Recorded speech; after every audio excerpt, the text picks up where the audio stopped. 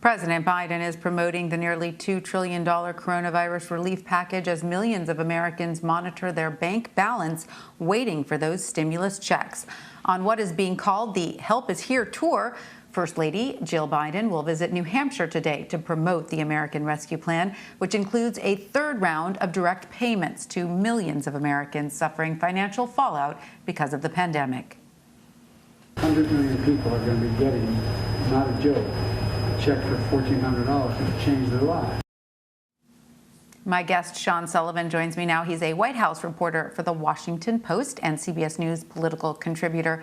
Hi, Sean. Great to see you. So if Congress fails to pass any significant immigration reform, will the president resort to signing executive orders? And what might that look like?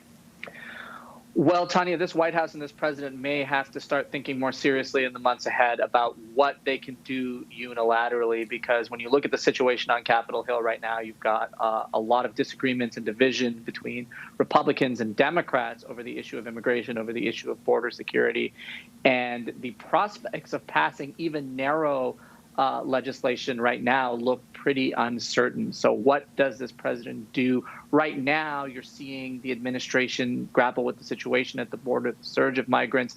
You're looking at a situation that is, sort of changing rapidly day by day. And right now, they've decided to tap some of the resources and agencies that they feel they can use, calling on FEMA to play a big role in this. But as time goes on, it does look like it's going to be very, very difficult on the Hill to pass anything, given the disagreements between Democrats and Republicans, given the balance of the Senate. You've got a 50-50 Senate right now, and you need 60 votes to pass most legislation in the Senate.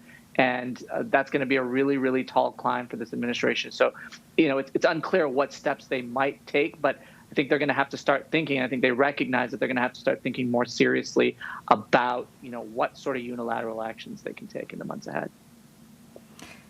So, given President Biden did campaign on reversing the previous administration's immigration policy, do you believe the administration didn't see this coming? Was it not prepared sort of for the echo chamber effect of news, spreading like wildfire, that there's a new administration, a new president in the White House, things have changed, which is apparently a message that cartels are using to sort of sell passage up to the border. Do you think that this really took them by surprise?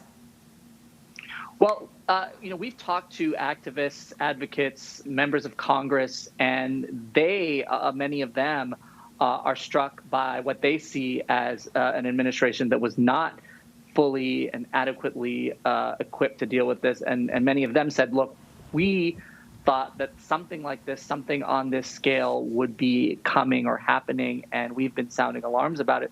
What we're seeing right now, a lot of these activists and advocates point out, is this sort of balancing act that President Biden and his administration is trying to strike. As you noted, Tanya, they have sort of set the tone, and they've been doing this since the campaign, to send a message to the world that the United States is a more welcoming and humane place than it was under the Trump administration. A lot of people are seeing that. But at the same time, they're trying to say, look, don't come. Now is not the time to come. We're rethinking and reformulating our strategies.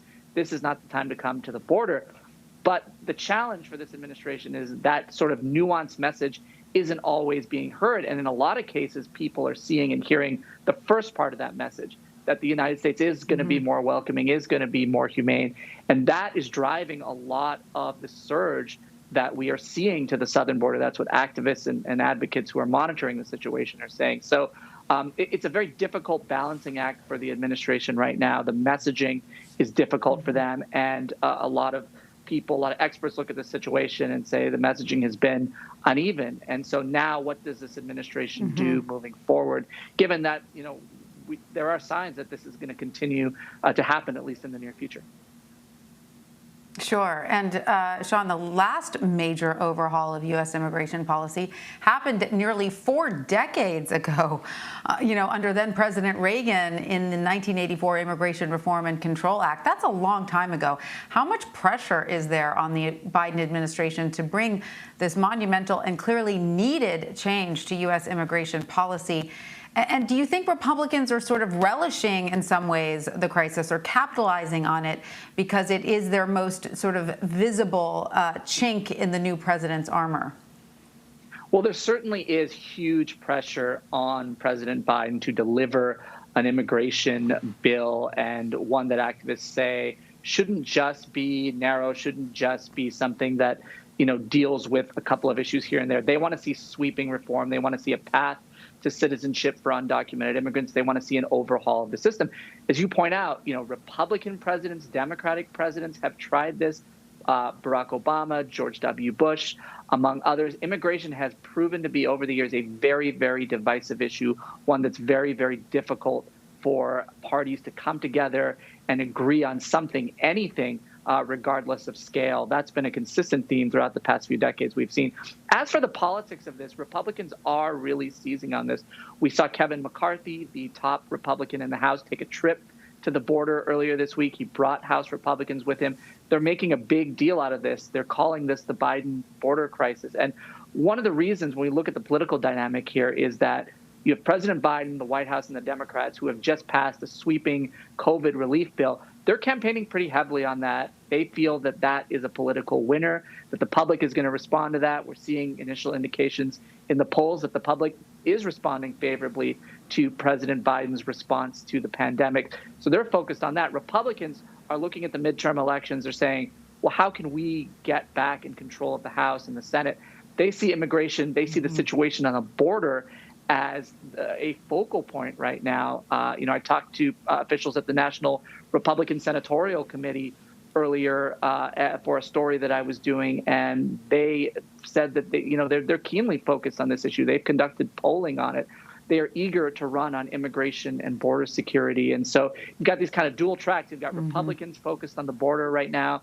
You've got Democrats, including President Biden, focused on the pandemic. Which one of those issues is going to be top of mind for voters as they cast their ballots next year in the midterms?